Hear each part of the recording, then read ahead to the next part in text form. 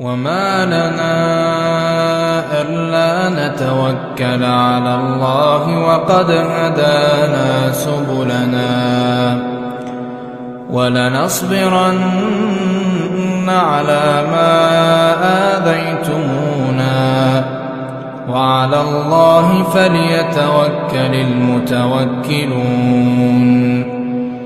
وقال الذين كفروا لرسلهم لنخرجنكم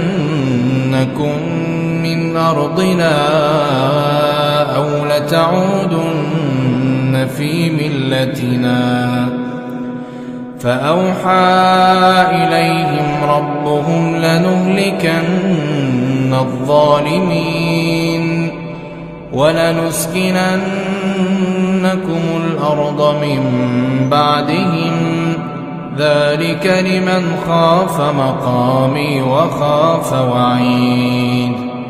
واستفتحوا وخاب كل جبار عنيد من ورائه جهنم ويسقى من ماء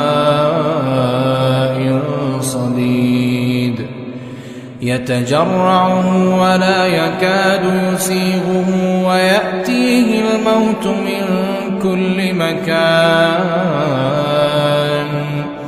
وما هو بميت ومن ورائه عذاب غليظ.